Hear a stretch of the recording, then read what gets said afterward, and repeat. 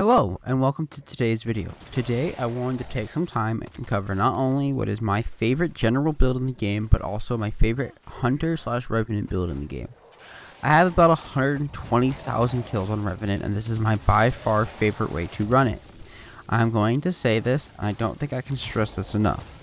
This build and its playstyle are not easy. It is not something you are going to take into endgame content and suddenly feel its power. It takes practice, it takes getting used to the ability rotations, it takes time to get used to how to play this build and be very effective with it. I don't think I can stress that enough. This build is not a, here I give you the build, here it's ridiculous, go play with it. It's not that kind of build. There is a skill gap here. There's a reason why the title says the highest skill gap build in the game. This build is no joke when it comes to its potential. But if the player using it is not aware of how to run it, you are going to suffer. I highly recommend, if this build interests you and its playstyle interests you, I would highly recommend taking it into strikes and running it in strikes for a while to really get used to how to run it, and then bump yourself into legendary, maybe the legendary campaign, and then maybe into legendary lost sectors, and then maybe into the legend nightfalls and even master nightfalls before you take it into some really hard stuff like some of the harder GMs. Now let's hop into the build so I can show it to you. Alright, let's hop into the build portion of the video. Alright, so first up we're going to head to the class as usual. As I've already mentioned, this is a Revenant Hunter build, so we're going to be here on Stasis Hunter, also known as Revenant. Our grenade is going to be Dustfield. I think Dustfields are still the best stasis grenade, and nothing really changed about that. Especially here on Hunter with Touch of Winter. You can spawn that stasis crystal. And they also happen to be the fastest cooldown grenade, and as long as you're accurate with them, what they can do to targets is very effective. Our aspects are going to be Winter Shroud. This is the slow dodge aspect. So when you dodge near target, it slows them down. And then our other aspect is going to be Touch of Winter. This is going to let our dust field be a little bigger, and also will create a very small stasis crystal at the center of the dust field. Our 3 fragments, because we're going to only have 3 fragment slots available to us on this build, are going to be Whisper of Refraction. This is going to allow us to have our dodge up a lot, and this will let us control adds that get close to us, control adds that we push through. It lets you completely control adds on demand, because any adds you kill after you've dodged are going to give you class ability back, and you're always going to have 2 dodges. We are on Whisper of Shards up next. Whisper of Shards is simply here to give us a little bit of extra grenade recharge rate. If you can get to 100 discipline, I would go Whisper of Durance instead. This will help your melee cooldown a little bit, just in case you can't actually dodge to get your melee back, and this will also help out with how long everything is slowed and frozen, and will let you better control the adds around you. And then lastly, we are on Whisper of Chains. This is the most important part of this build. If you run nothing else, you need to run Chains with this build. Chains makes this build. It makes it so that you can play the way this build demands you to play, even in the hardest content. Because if you don't run Chains, you're going to die. I mean, as is when you first play this build, most people are going to die because they're going to struggle with how high of a skill gap this build has. But if you don't have Chains on, there's no way you're going to live with the playstyle of this build in pretty much any content. Alright, now to the armor. A note is, if you are on Whisper of Shards, before we head to the armor, if you are on Whisper of Shards, I highly recommend running a headstone weapon.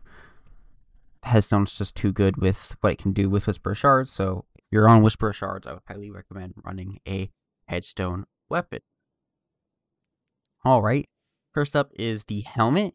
The helmet today is going to be on solar. This is going to allow us to run Ashes to Assets. The grenade kills count when you destroy the stasis crystal inside the dust field, which whenever those enemies die from the stasis crystal shatter, they count as grenade kills, and they will give you super energy for that. A little extra super energy than normal. We're also on Bountiful Wells. This will let any wells we do create spawn in 2s instead of singles, and this will help our total ability regen.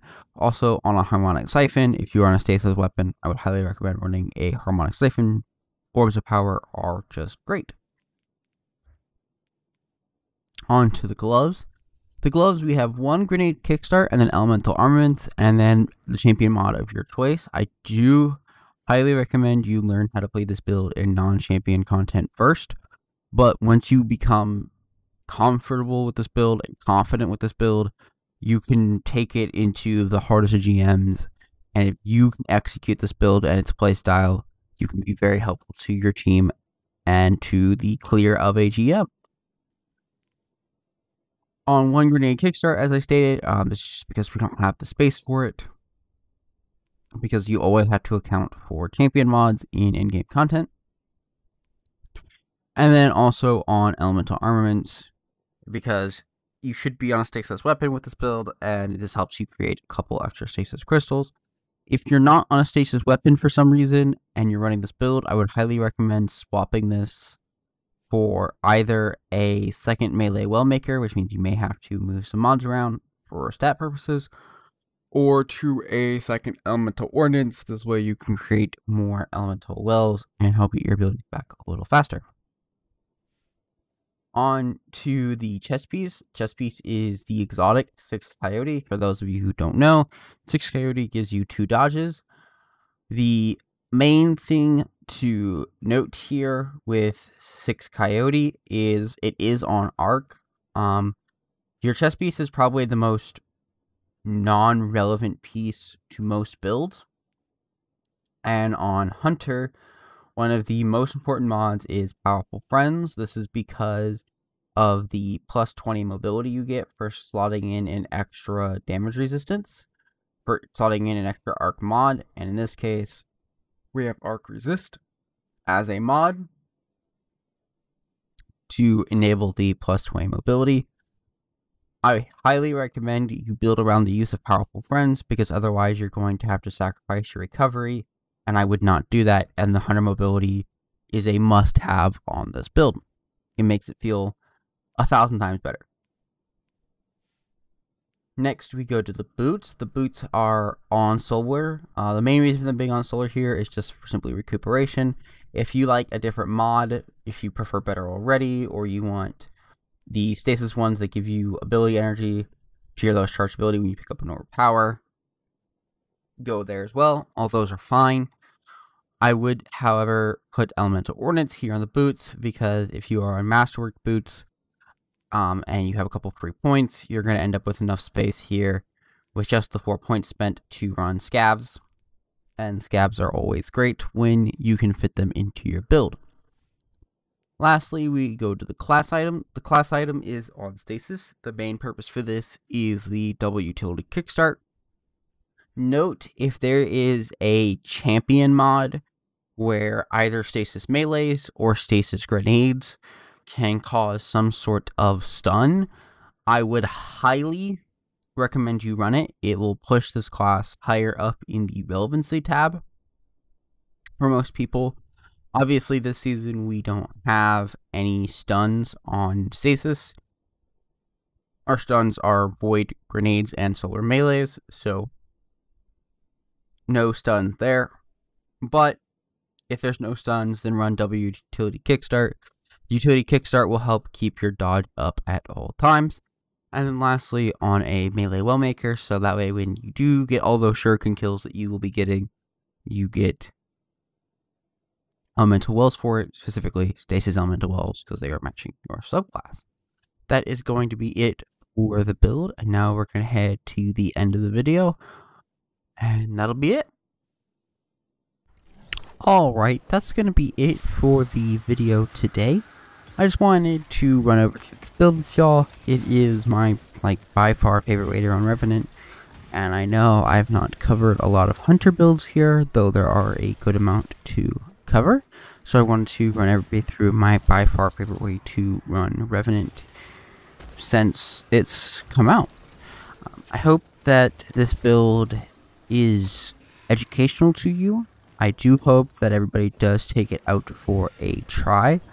I know that it does have a pretty high skill gap and a pretty high learning curve, but it is really fun, and I do think everybody should at least give it a try. I hope that you did enjoy this video along with everybody else. If you enjoyed this video, please consider leaving a like here on the video and possibly subscribing to the channel for more builds just like this one. And I will see everybody in the next one on Thursday, and goodbye.